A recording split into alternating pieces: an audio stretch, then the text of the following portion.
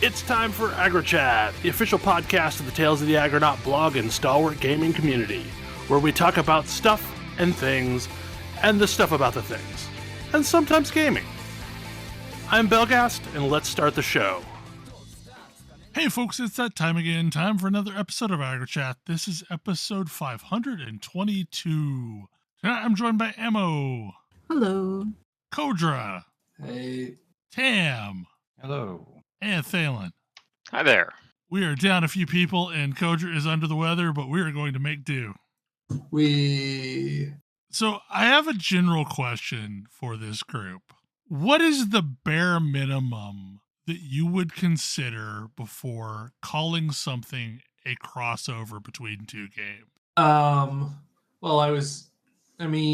Is there characters from one game in the other? You would think that. Like, to me, kind of the bare minimum of what I expect is something akin to the crossovers that have happened in Final Fantasy XIV, even like the bare minimum ones where there's some kind of a quest or event, and there is either NPCs or monsters from that game appearing, or preferably both, and there's some kind of a thing wrapped around it. Yeah. I was just saying before the show that I'm pretty sure I just tripped across a Balatro crossover in Cyberpunk. I mean, Belatro's everywhere at this point, so I wouldn't be surprised. Yeah, I think that's a thing. Like, I got a quest from Jim B to go find certain tags, and the tag I saw was like graffitied Joker on a street corner, and I was like, that looks like the Balatro Joker. Okay, yeah, I absolutely must be. Yeah. And then like in Balatro, you have face cards that are Cyberpunk characters.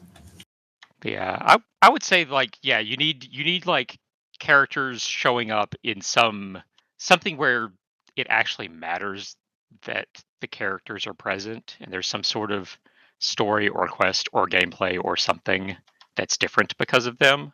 I feel like a crossover requires more than a collab. A collab can just be like, there's something there. A crossover implies more than that. What do you mean by like a collab? Just like this person who worked on this game is working on this game now? No, I mean, a collab is generally going to be like, there's something from that game showing up in this game. But a lot of times it can be something incredibly minor or purely cosmetic. It's Marvel X Persona collab where you can get a Batman hat in Persona. Yeah, or like, you can get an Okami themed cosmetic in Kunitsugami. That kind of that to me is just a collab. So is that and for me it's like, okay, where's the line between that and an homage? Like, there's a secret room in Celeste where all of the Maddie Makes Games characters from the past are just chilling. I mean, in that case, it's other characters by the same designer, right? Yes. Yeah, so I feel like that's its own thing. I always view that as an homage. Because to me, a collab or a crossover implies two different development teams. Right, and an homage is like something like a different developer or creator putting something similar to famous iconography or something from another game. Like, hey, that looks kind of like this from that game, sort of thing. Yeah. Okay, so I had to go look this up. Usually a collab or a crossover will go both ways. Right, exactly. Yeah, so I had to look this up. And the thing that triggered this topic is technically being called a cross-collaboration. Aha. So Blizzard has been making a massive deal about a crossover between Berserk and Diablo 4. And that went in this week. It is essentially a very, very short battle pass with 4 cosmetics on it, none of which are the giant sword that I assume is the only thing anyone's going to remember from Berserk. But they will sell it to you. So in addition to this very, very, very kind of chintzy, like, battle pass that is free, they are selling $150 worth of cosmetics. I don't. But only for 3 of the 6 classes in the game. Gosh. So there's like 2 rogue outfits and a barbarian and a necromancer outfit and a god-awful looking nose pet and a horse. But like the amount of marketing that they've put behind this is pretty significant. Like there's like I think a live action commercial even for this. And What? there's no monsters appearing from Berserk in the game. It's just when you kill in Elite, there's a chance of this thing dropping, which progresses your battle pass. So like this seems like one of the worst things that I've seen that's, I guess technically it is a collaboration, not a crossover. But it just seems really money grabby. Yeah. More so than I'm used to from, like, Fortnite is constantly selling skins from other games. Destiny regularly sells skins from other games, but they also don't heavily promote it. It's just a thing that they maybe release on social media, not release a whole series of videos on. Yeah. I was about to say, I don't know. I feel like Fortnite promotes their skins pretty hard. Maybe I'm just not in Fortnite circles. I mean, yeah, maybe if you're a Fortnite player, maybe, yeah. I do want to note that it took a moment for me to realize that you were referring to a recent game called Berserk and not the old arcade game with Evil Otto and this is humanoids. the anime Berserk. Oh, Berserk. Okay. All right. Berserk, the anime, aka why I said the giant sword. That is the thing I associate the most with Berserk, the anime, is dude wielding an improbably large sword. I think they did recently base a game on that anime, is what I'm possibly. Yeah. And maybe there is a game that they're doing the cross piece of this, but it seems like it's just all stuff appearing in Diablo 4 or stuff appearing in Diablo Immortal. Said game is like 10 years old. So yeah, I think this is just like the whoever owns the rights to Berserk is willing to let yes, video I would games. like some money, please. Because looking at this, there's quite a few games that have had collabs with Berserk in the past few years, including one of the Shin Megami Tenseis. I don't know. It just seems to not really pass the litmus test for what I would consider a meaningful, even collab. Yeah, no. Yeah, definitely does not rise to the level of crossover. Yeah. And maybe Final Fantasy XIV has spoiled me because they've had some really good crossovers. Well, and also they don't usually make you pay extra for any of that stuff from them. Exactly. Like, I have my goodest boy from Final Fantasy 16. Yes. I did not have to pay for him. He's just mine. I'm hoping they rerun that one because I was not playing or was not paying attention to the game when that was active. I mean, they've rerun all of the previous Final Fantasy. Yeah, I know. And the the Dragon Quest one, so hopefully they'll do this one too at some point. I know they've run the Lightning one, I don't know, several times at this point, more than 2. Yeah. Yeah, but it won't be back when they put that stuff on the MOG station, though. Like the Lightning stuff is there, so they'll probably run the 16 one again, I would think. I mean, I would probably give them money for the goodest boy, so. Fair enough. Actually, I think they have already rerun the 16 one once because they did it again just before Dawn Trail. Actually, now that I think about it, I'm pretty sure when I got it was when it was the first time they reran it. Yeah, so, but I think that was also, they were just kind of trying to fill some time. But yeah, I imagine it'd be back again. I'm rather fond of my jiggle hat. That hat is Dragon great. Quest. Yes. That is wonderful, yes. Goofy slime crown. Especially on a Lalafell. That sounds fantastic. Okay, Kodra, Cyberpunk 2077. So I've been playing a lot of Cyberpunk 2077 after being recommended it constantly, and it's really good. I like it a lot. I'm playing primarily a hacker, and the first moment where I found I found a bunch of linked cameras and was like, oh, I can just sit here way far away and attract enemies to all of these various explosive canisters and then blow them up That felt awesome. That felt exactly Yes. like playing a Shadowrunner, Cyberpunk hacker type of thing. It felt very good. One of the things that this game does is it's really good at telling stories, but like almost this is a common thing I see in a lot of games is the stories imply that you are under like a whole bunch of time pressure.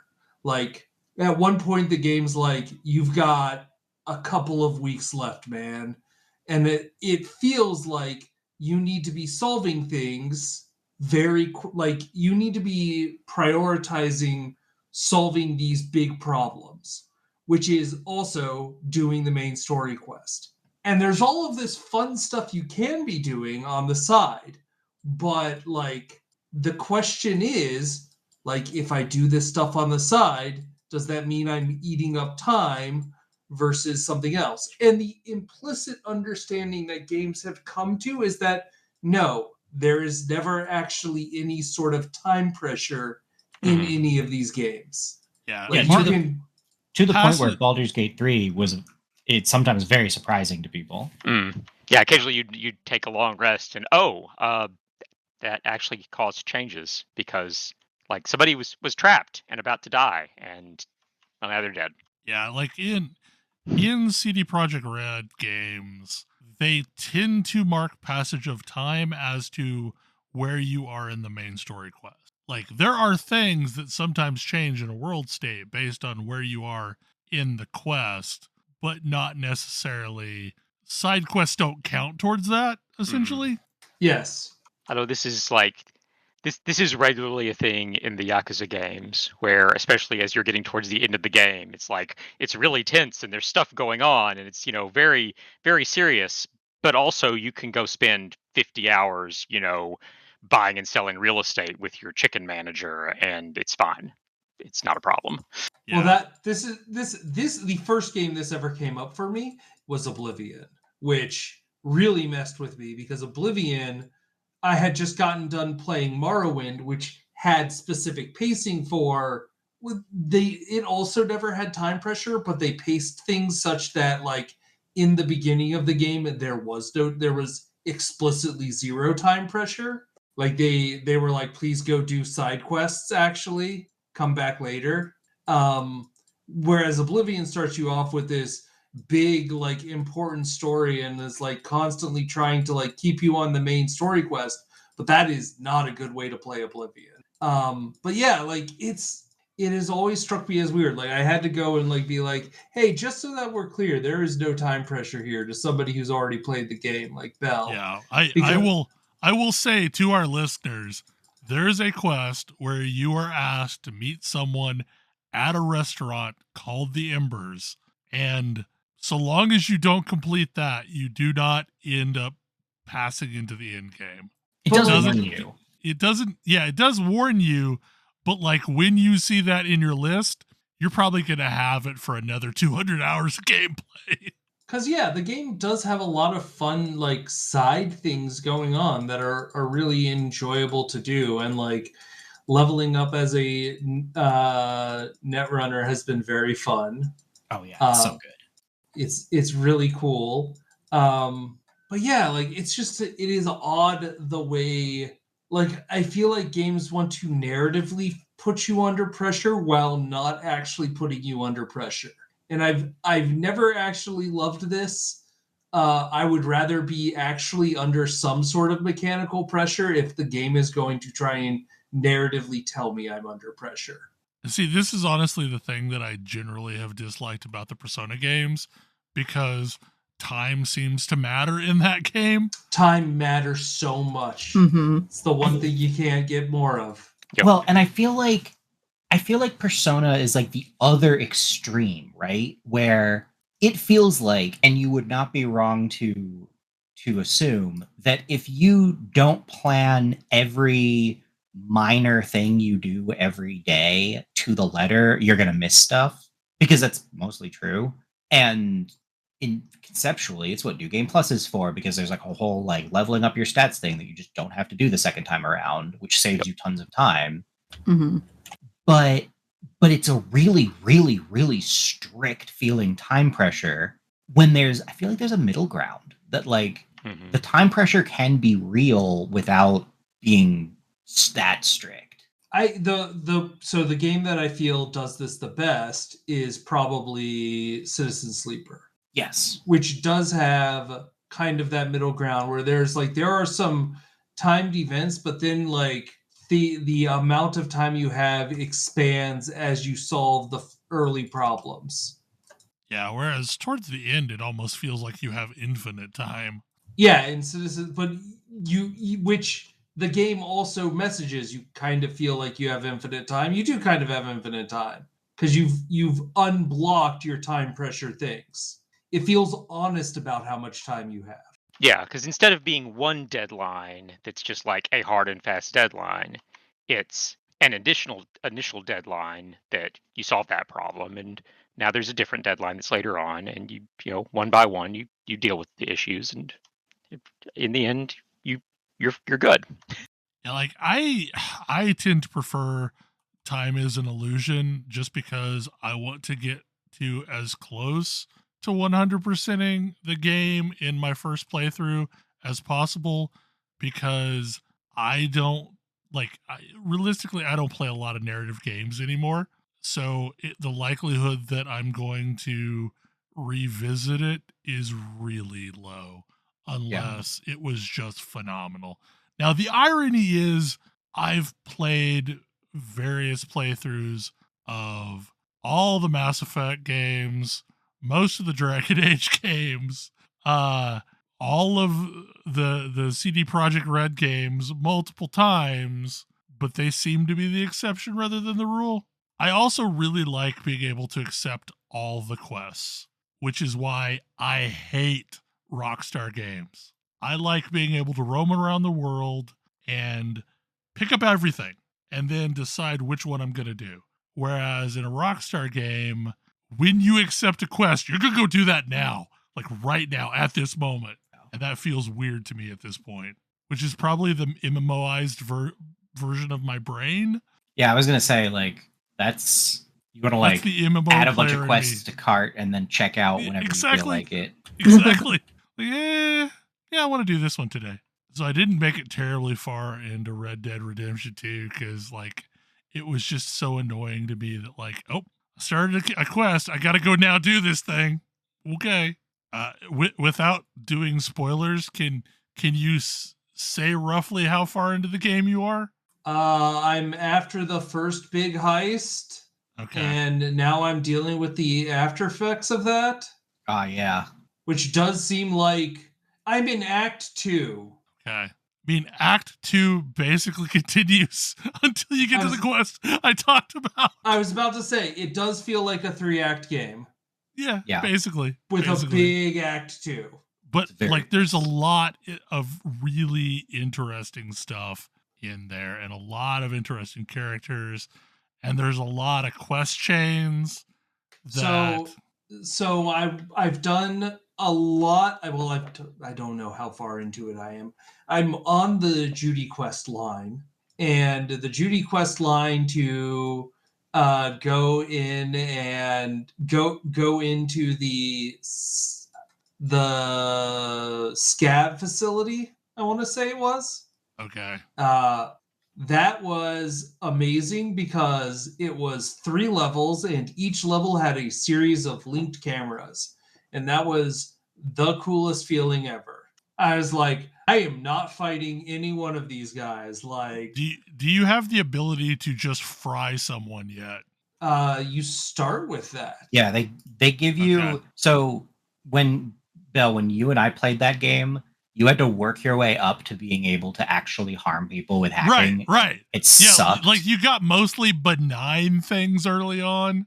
Yeah.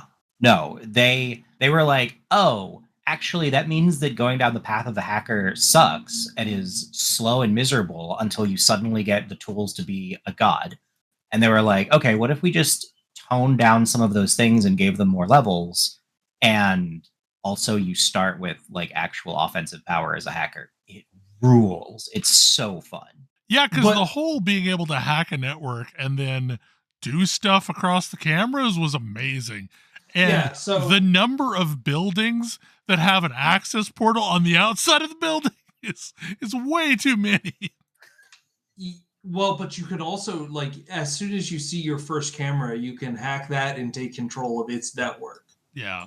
And then the other thing that I thought was really cool is you can use both distract enemy and overcharge on most of the explosives. So I could like have this propane tank start like beeping and enemies would be like, hey, what's going on? And go and check it out and then make it explode once they get close enough. Extremely satisfying. So it was like, okay, like it's a lot of, all right, I'm out here. Let me take, like, here's where the enemies are. Here's where the items are. What items can I use to move the enemies around inside of here? And then which items can I use to cause them to explode? Because that doesn't have any traceability to it. Yeah, people get alerted that a bad thing happened. But like, what are they going to do about it? But if you use overheat, which is the like just directly set someone on fire, they can trace that back to you. Their own net runners can figure out who did this. If you just cause a propane tank to explode, propane tank just exploded. The trail goes dead from there. Yeah. At some point, there's going to be a person that contacts you that's a political candidate. I highly suggest following that quest chain. It is one of the more interesting ones, but it is also entirely missable. There's so many good quest lines in that game, and like I still think that their first-person cinematics are the best I've ever seen any. The tech that floors me still to this day is the driving while talking tech, so that you have conversations while you're being chauffeured to the location, and it feels so naturalistic. It feels like it's out of a movie. Yeah. No, there's so much good storytelling that's just like without breaking the scene. Also, the vehicles are great now that they've made them not control awfully. Yay. They were almost impossible to drive when it first went they in. were. So I'm actually super curious for Kodra. I have been mentioned that he has been recommended it repeatedly. Most of this is by me. I feel like this game is definitely like, I feel like Cyberpunk is like the worthy successor to the Deus Ex style of game. I would agree. Right down to incredibly janky combat. Yeah, like okay. So what do I think about this? Though I feel like one of the things that I don't necessarily see as much of, like, there is how to put this? It feels like there is less of the like. So it does feel like a bit of a sandbox. It doesn't necessarily feel like it has all of the divergent paths that Deus Ex had. Like you just not found them yet. Or You maybe just I not found them yet. Yeah. Okay. Yeah. No, Everything is so freaking connected. But yeah, it definitely feels like a good worthy successor. Because that was the thing that hooked me, and I remember like you and I have talked at length about how much we love those game series, and like that was why this one just seemed like, oh man, like no, that's so cool. It's so cool to see the same like style done a bit differently. Yeah. And there's a lot of quests that have really different endings depending upon how you approach them. Like there's a whole side quest about dealing with a bunch of psychosis victims, and there's multiple ways to approach that. I have been doing as I've been asked by the person, which does lead me to the question of, is there a better way to knock someone out non-lethally?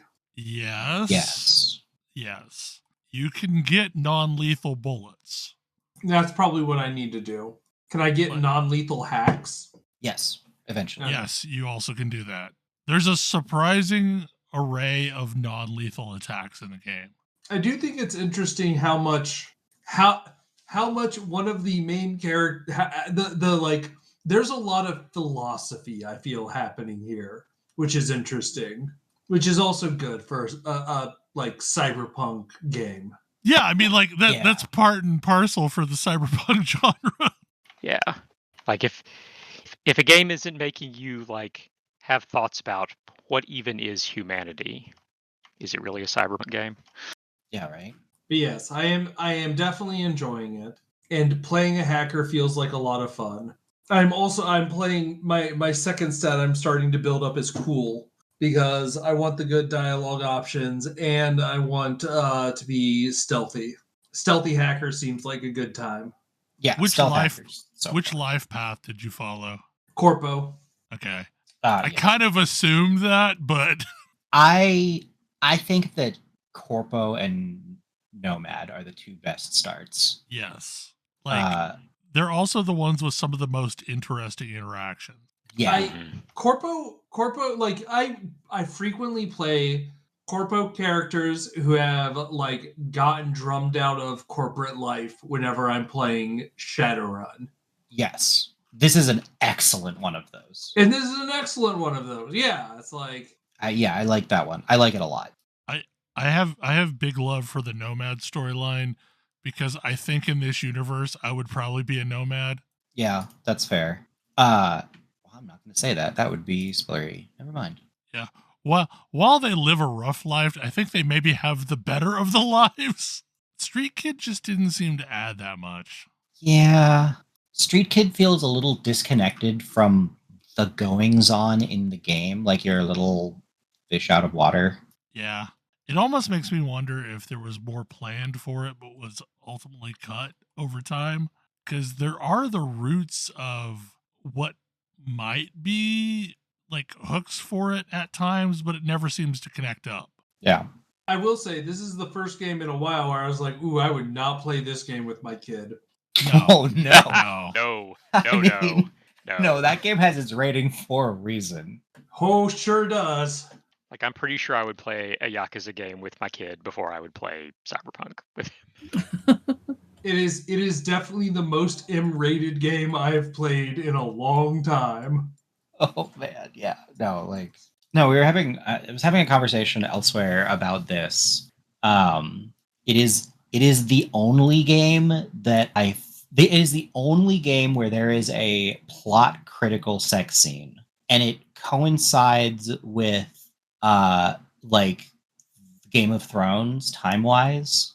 Like there was definitely a shift, which I do think is just interesting. Like Game of Thrones is it has this reputation as being this like very sexy TV show, but the books really just like didn't move the needle in that regard, and were kind of not actually like it's not like there's any more or less than on the TV show. It's just not like called attention to in the same way. It's not See, titillating at all in the like, books. Yeah. I don't think that's a Game of Thrones thing. I think that's an HBO thing.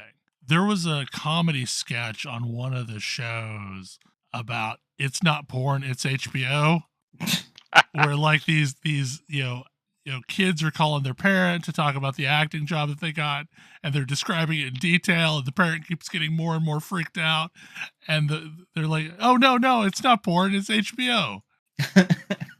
But like, there were a lot of things on HBO at that time that were real gratuitous.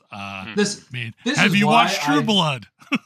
I was actually about to say this is why I stopped watching Westworld after like one episode, because I was like, I don't actually think I need this level of gratuity. We both checked out of Black Mirror after one episode because I think we watched the wrong episode. We did. We watched the first episode, which is what everyone tells me is the wrong episode. Yeah. Yeah, that's a universally bad episode. It's really bummer that it's the first episode then. It sure is. But yeah, like the other game whose sex scenes I enjoy is Wolfenstein. But those are mostly like because they are trying to be a contrast to each other, I feel. Mm-hmm. Yeah.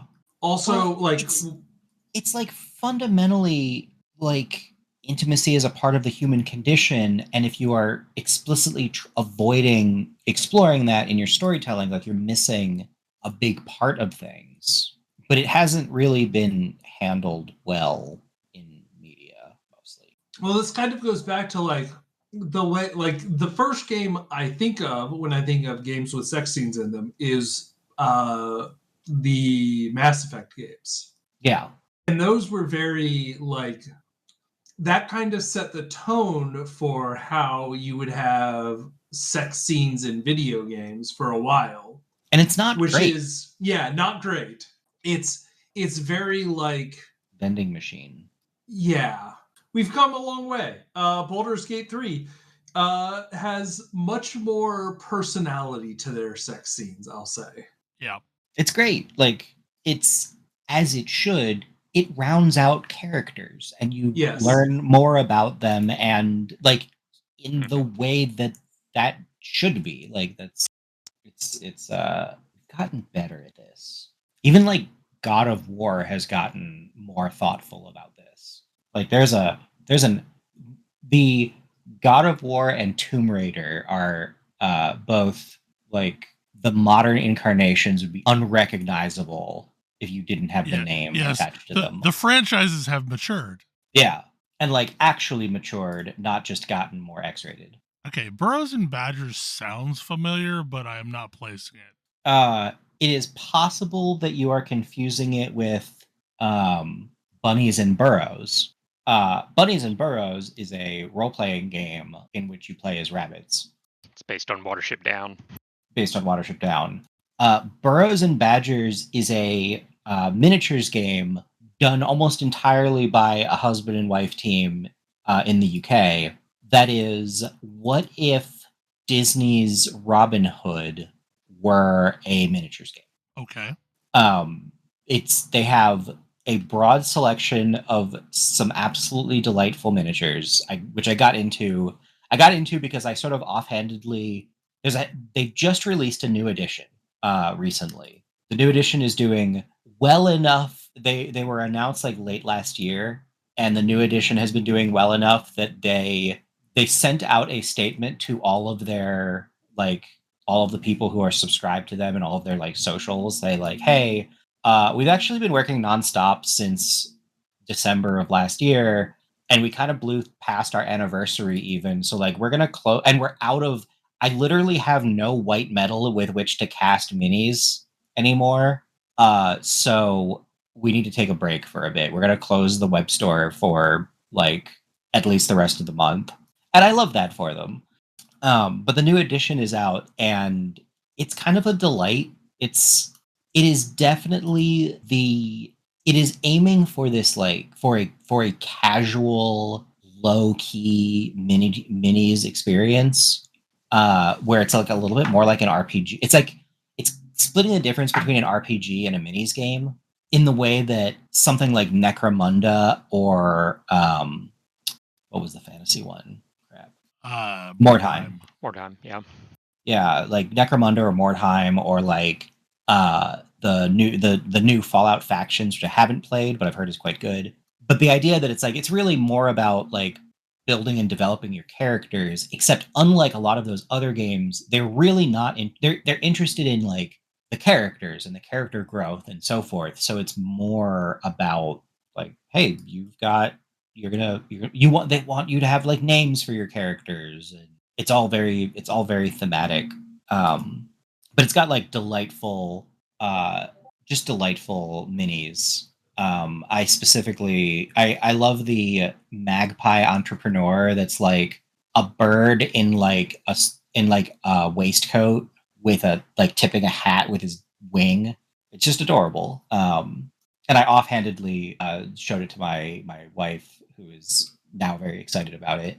But what I love about it is that it's leaning into this idea of casual minis play, and I feel like most minis games aren't actually good at that.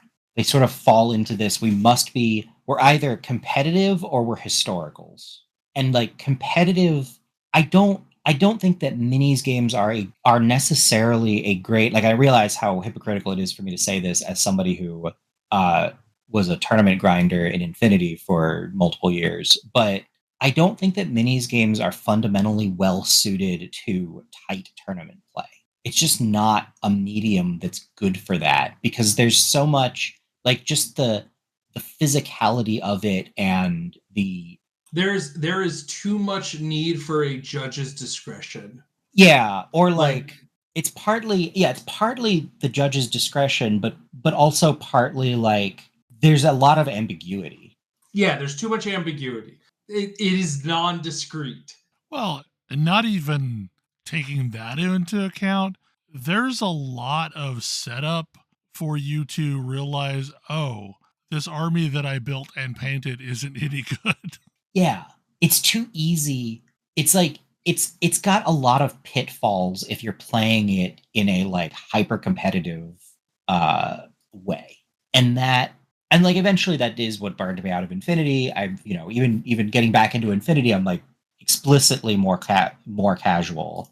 And that was what sort of drew me to Burrows and Badgers. It's a bunch of the people who I know who've been talking about it are like, I love this game because it's more casual. Like it really is about like, oh, I've got this story for my, stoat, or like my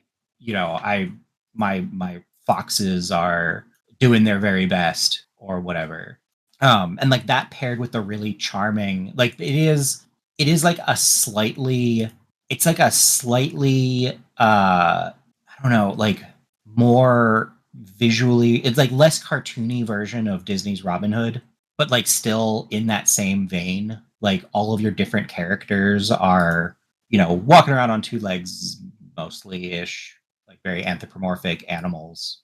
And you're like making a unit, you're constructing units. It's not like they're pre-loaded. You're like, you pick an animal type and you pick whatever spells or equipment or weapons you're going to give them, and that all has a cost that you're accumulating through play. But it means that like it's kind of broad in terms of like, oh, you just like foxes, like that's cool. Like here's the fox stat line, that's the base, and you can spend to improve it. You can spend to give them stuff. It's not like, oh, like this is the power unit that you absolutely must have. Oh, you get to like build your own characters? Yeah, you explicitly build your own, they call them bands. It's like you build your band of merry creatures. Kind of like an RPG? Yeah, I mean, extremely like an RPG. Neat. And like to the point where there aren't any explicit unique creatures, or like you're making, like find an animal mini that you like. They have a selection of like 200 some, most of which are out of stock. But like you find anthropomorphic animal minis you like I don't really like their toad wizard, so I found a different toad wizard that I like because I want to have a frog wizard. I feel like that's great. And there's like not very many limitations. It feels like it just wants you to have fun with it, and I think that's cool. I also think that there's some very clever mechanics that they're doing to promote that fun. One of my favorites is your stats are expressed as a die type. And so like a fox is like mostly D8s across the board. And so you're going to roll D8 plus whatever modifiers against either a target number or an opponent's defensive or whatever. Something like a dormouse is mostly like D4s across the board. And you would think like, oh, that's not great for the dormouse. In addition to being cheaper, which you'd expect, the dormouse also, because they're rolling d4s, the game has a mechanic where if you roll the highest number on the die, you add 7. Like, so suddenly that's coming up a lot more often. Yeah, so that dormouse is going to win a lot of fights through luck. And like that feels right. Like a dormouse fighting a giant badger is definitely going to be like, it's looking to get lucky hits in. And that tracks with like how the mechanic works. It's also got, there's a bunch of, you basically get these fate points, which you can use for rerolls and a couple of other things. You get a fate point if you roll the lowest number on a die. And so like you see more of that. Like if you're opting into a smaller creature with lower stats, you're getting these kind of like big lucky swing plays more often. And that seems like it would feel really good. I'm looking forward to seeing how it plays. Apparently, it feels great from people who have talked about playing it. Where it's like, yeah, my like little band of mice, like, yeah, sometimes they will just absolutely get pasted by like a cat, but like that feels right. But sometimes they're gonna get a lucky hit and it's gonna feel really good. Because even on a D4, +7 that's enough 11, to draw. yeah. Yeah, that's enough to draw anything other than the best roll on the highest die, unless they also got a critical success. It's like and there's a bunch of like just neat little mechanics in there. The previous edition apparently had a problem with spellcasters being like just untouchably powerful. So it's just like, oh yeah, you can take more spells, but if you take more spells, you get permanent debuffs. Like you get the weak and delicate that stack for each spell you take. Yeah, okay, maybe you don't want to do too much of that. Maybe you don't want an uber wizard because something's just going to walk up and tap them and they're going to fall over. But I've been looking into it. The PDF version of the rules is out next week, and it's just charming. It is so extremely UK and Disney's Robin Hood. Like the animals that you can choose from are things that you would expect to see in like mid northern Britain. And the things that it considers, you can have like one of any given exotic animal, but exotic animals are like tortoises, platypi, things that you wouldn't see in that particular part of the world. I assume hedgehogs are common. It's what? I assume hedgehogs are common. Oh yeah, there's a bunch of hedgehogs. Hedgehogs have have spines. I don't know what that does, but they have them just natively. The biggest creatures are like badgers. There is a cave bear mini, and it's like enormous. But yeah, like badger is like badger, beaver. Those are like the upper end of the scale.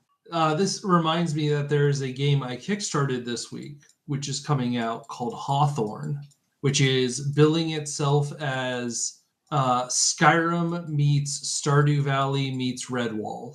All right.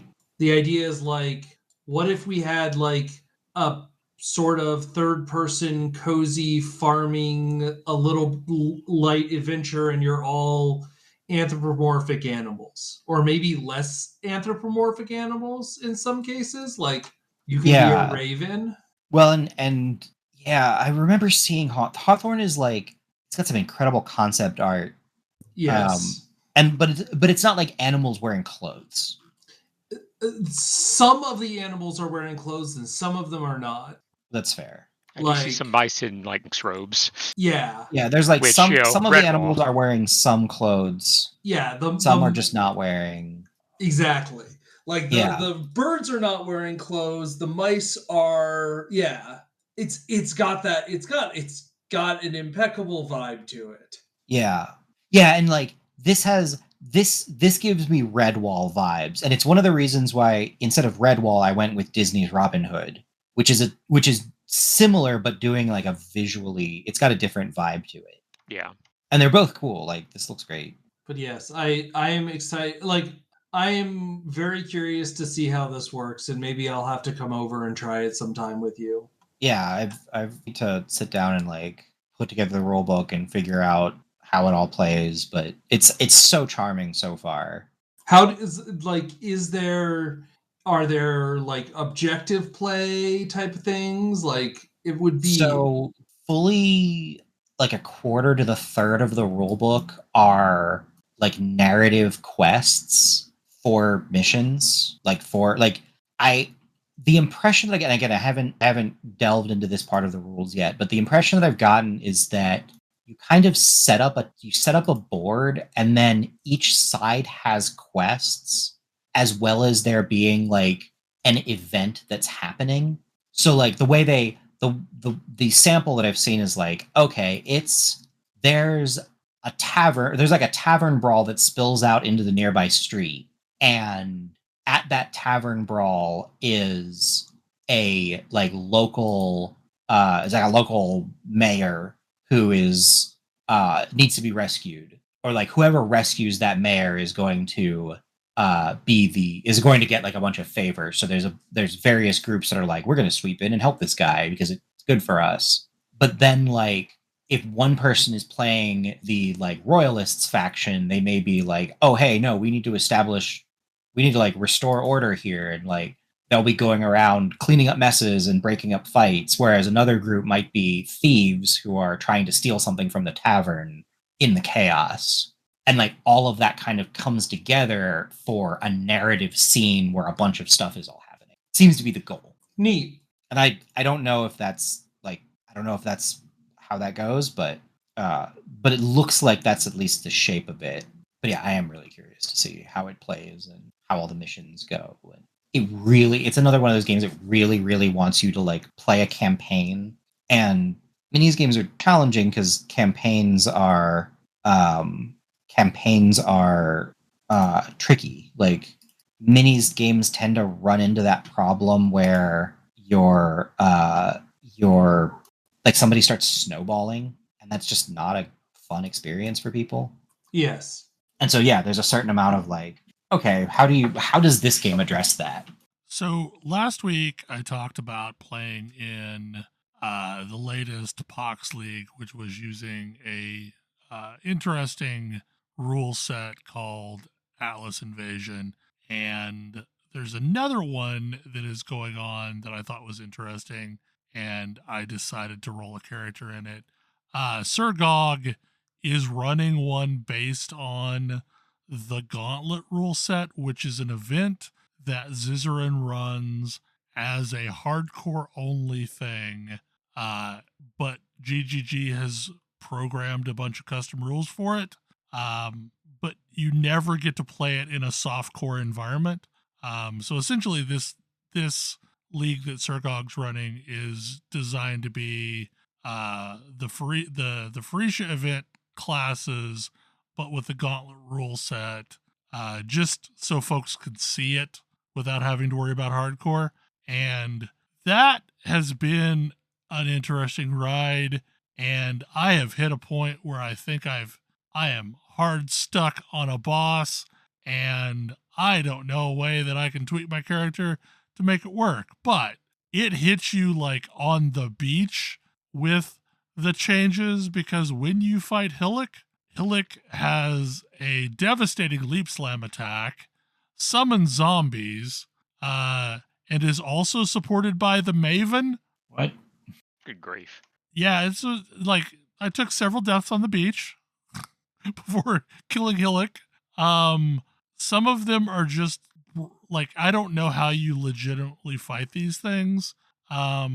So when you fight Chevron in, I think, Act 7, or maybe it's Act 6. Yeah, I think it's Act 6. When you fight Chevron, who has resurrected Brutus, and then combines their powers, and you end up with an electrically charged Brutus. That fight is like kind of rough on its own if you aren't geared for it. But in the Gauntlet version, there's 4 laser spinners that are running the entire time as you're trying to fight that stupid boss. So like a lot of the encounters, I just like would go in, survive until I ran out of potions, and then die, and then run back in and survive until I ran out of potions, and then die. I don't know how hardcore players made it through any of this content. Like it's not that it feels tough. It feels cheap. Like it's just doing dumb things that are not really, like you can't really develop a strategy to fight them. And I went back and looked at footage of people doing the Gauntlet event legitimately, and almost everyone was playing some sort of build that could one-shot bosses. Yeah, that makes sense. So they were using some kind of a miner or something like that. They could just run in, front load a bunch of damage, one-shot the boss, move on. So I don't know, like, was that the intent of the event? I expected things to be tweaked in a way that is interesting, not just like tweaked in a way that was designed to insta-gib players. probably the most interesting was Labyrinth, when you fight Azaro and Azaro does the like cone attack of like green flame or whatever that Azaro does. When that touches the ground, everywhere that it's sitting, it spawns like a bunch of glowing undead skeletons that fight you. So every time he fires it off, he's spawning like 10, 12 skeletons to fight you, which actually ends up being not that bad given that you can get back potion charges off of them. It was weird. I am okay that I didn't make it through the campaign. Although I accidentally landed on what felt like a pretty decent build, where I was converting Sunder to fire damage and just running around and sundering things. And then anytime I blocked, I would fire off Crushing Fist, which is like a big hammer attack that drops down on top of things. To the point where like I kind of feel confident that I could, whenever I want to run RF in the future, I will probably not do the step where I mule a Templar and get rolling magma and just level with melee attacks, because like the default path that you took on the build that I took is not that far off from the default RF path, that I could probably just run melee until I can get RF online. But anyway, it was weird. I do not recommend playing it, but like I had always been curious about what the Gauntlet rule set looked like, and now I know universally this is not for me. Yeah. I don't love frustration gaming, and this is definitely frustration gaming, especially in a hardcore rule set. Like I don't know. I mean, like I think the only way people would make it through it is by cautiously over leveling and also running something that you could just one shot things with. Anyway, anybody have any other topics? Dune Awakening is doing a beta weekend this weekend. There are a variety of ways to get in, but one of the things that they have done is open it up to everybody who has pre-ordered. I have not pre-ordered yet. I did request an invite, but I have not gotten one yet. Yeah, I got an invite, and I'm going to be basing my decision to pre-order on giving it a go. Funcom has had some mixed results for me. Like, one of my favorite online games of all time is Funcom. One of my least favorite online games of all time, also Funcom. So I'm going to give this a go, because I haven't really gotten a very good idea of what this game is like. Right. I'm really curious to find out, like, is this going to be an enjoyable game at all? I have no idea. Reviews are surprisingly positive, and I've watched a handful of streamers kind of running around, and like watching a streamer run around in the first few hours of an MMO is dire, just a dire experience to have. But like, it's got this sort of interesting, I don't know. There's some sparks of interesting stuff from things I've seen and things I've heard people say that's like, I at least want to try it and see what it's like. I'll probably report back in a bit. I mean, the premise is interesting. The premise is very interesting. The premise is definitely like, we really thought about Dune and how to make, like, how do we make a Dune MMO that is doing something interesting and gives us enough space to do like story stuff without it being overly constrained by all of the books. Yeah, so basically like you were thrust into a world where the events that led to the creation of the Kwisatz Haderach didn't exist. Like, so that's just not a thing. Yeah. Yeah, it was it's just like, oh, okay, we're just gonna start from the beginning and be like, nope, this key event is different. And I think that's a really cool angle. Because like it preserves all of the structures of that world, but takes away the plot that would muddy everything. Yeah.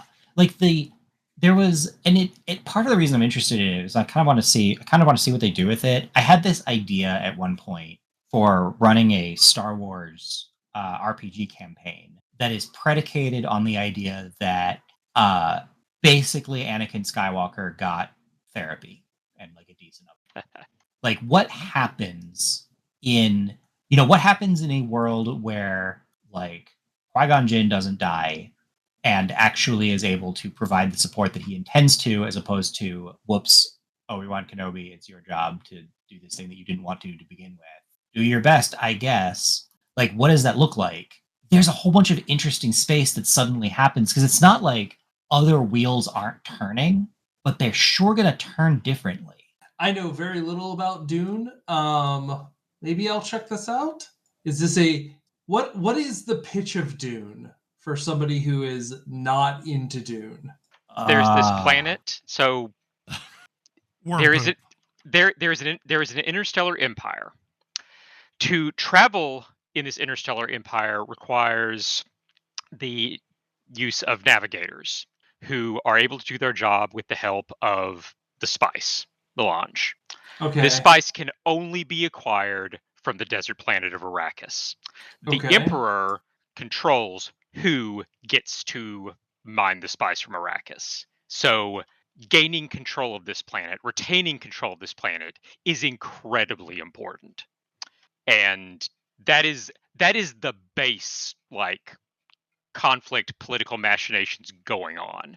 Yeah. And then of course, the story of the books involves like a weird like eugenics cult and a prophecy and all sorts of stuff that it sounds like at least some of that is not happening in this game. So well, the other important element of the Dune universe is basically humanity lost a battle against the thinking machines. Oh yes, there's that too. And eventually rebelled and decided that you cannot ever create a machine capable of human thought. And as a result, all these specialty, I don't know, cults, for lack of a better term, have taken the place of what computers would do in our world. Because the AIs became too powerful, and so the Butlerian Jihad happened, and now no robots, no computing machines, people. If you want complicated calculations done, you get a Mentat, who is a dude that uses a drug. Drugs to using mental speed can now do the calculations for you. Yeah, it's basically the story of what happens when your whole like empire is unsustainable, like fundamentally, and when you're big enough, how does that start to like shake apart? Yes. And also there is an indigenous population on the planet of Arrakis who live in the desert and like live basically in harmony with that, and there is some conflict between them and these outworlders who are coming in to, just take the spice for their own purposes. So there's that too. Also, not a drop of water falls as precipitation on Arrakis. Yes. So water is the most precious quantity. It all has to be brought off-world. Or reclaimed. Yeah. The funeral practices of the Fremen, the indigenous people, are interesting for this reason, for instance. Yeah, basically the entire setting is a political powder keg, and there are a bunch of different forces vying for power. And basically the initial story of Dune, like of the books, is basically what happens when some of the houses of the empire come into conflict, and some prophecies basically they go off too early is basically what happens, and it all gets complicated and ultimately very weird. The most recent movies are really and do a pretty good job of setting it up, I think. Yeah, honestly, the most recent pair of movies, that's like a very good way to experience the story. And truthfully, after you've exited the first novel, it goes off the rails in various manners from that point forward. My personal opinion is there is no reason to read beyond the fourth book. And you might want to stop earlier than that.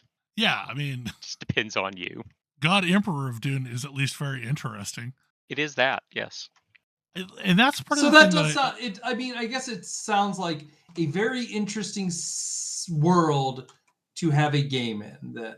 Yeah. There's the a lot. challenge. There's a lot that's interesting. Like, it's why I think that the idea behind this game is very clever, because the world is the setting is really interesting with a lot of stuff going on. But if you hew too closely to the books, there's not a lot of space because the books cover a lot of this space. Yes. Like, And this so, was the first book that I ever read that has a dictionary of terms in the back. Yeah. Because you're going to have, it's required reading if you're going to want to understand anything. Yeah, it's very difficult to keep up with, like, all of the different layers that are happening. And, like, basically, like, not to spoil it, but, like, it comes up pretty quick. In the books, there's a character, they're basically, like, there's a prophesied one that a group of the Bene Gesserit have been, like, shepherding so that he can be born at the right time. That's the eugenics cult. Which is so the eugenics they can cult. control him. Yeah, they want to have control of him, and they want to basically, like, this person is prophesied to reshape the galaxy, so they want to have him under their thumb. Yeah, so they've been manipulating bloodlines to ensure that, like, everything's in the proper place for this person to be born, and then they come too early. Yeah, and, like, one of them goes rogue. The prophesied one is born too early, and things go off the rails. Yes. And the premise of the game is, what if that didn't happen? And, like, I'm really curious to find how many of the other ephemeral elements of this story are still there. Like, do House Atreides and Harkonnen still hate each other and have a blood feud? Like, what other elements change? Yeah. But also, like, the game appears to be a like, online multiplayer crafting survival game. Yeah, like, I'm going to be really interested to see how, like, because we know Funcom has the writing chops from Secret World. Mm-hmm. Yeah, I mean, the challenge has always been that most Dune games fall super flat because they either don't do a good job of telling the story or can't find any room for themselves in the story. Yeah. And, like, that's why, like, this is interesting and creative for that reason, because it's like, oh, we found a way to make space. Yeah, because it sounds like basically everything, like, the other stuff leading up to that point happened the same way, just Lady Jessica didn't go rogue and Leto is alive. Yeah. So now we've got Atreides and Harkonnen just in conflict on Arrakis. So that should open up the setting for a good bit of opportunities for players. Yeah. I really hope they make some reference to Clan or House Ordos, which, I mean, isn't really a thing other than in Dune 2. I've read a decent number of Dune books, and literally all of the character creation options are alien to me. Like, other than the, because you like make your character and then you pick a background, like, what type of, like, where did you come from socially, like your social background, the planet you're from, and who your mentor was. And I mean, like, some of the mentors are pretty straightforward. Like, I guess I know what a swordmaster is, and I know enough to know that, like, Bene Gesserit is one of your swordmaster, is, like, one of your mentors. But, like, I don't know what the other two are. I don't know what any of the planets are. Like, there's some deep cuts. Like, wasn't one of them a Talaxu face dancer or something? Like, I played through the demo that they released where it had the character creator that you could, like, benchmark. I remember there being options. Like, I think I got all the options. I just don't remember what they were. I remember I went the Swordmaster of Ganaz path because everyone loves Duncan, Idaho. Yes. Dune was a very foundational book for me, and the reason why House Stalwart was House Stalwart was because of the Landsrod. Yeah. Anyway, I'm very curious to hear how this goes for you. Yeah, I'll report back. It's gonna be interesting. Because like I had been holding off on pre-ordering until I heard some more information about it. Yeah. Anyway, that's probably a show. Any final thoughts anybody has? Okay. Doesn't sound like it. Well, hopefully you enjoyed the show. And to any mothers among our listeners, happy Mother's Day tomorrow, which is when the show will be released. And we will see you again next week. Good night. Good night. Good night. Good night. See ya.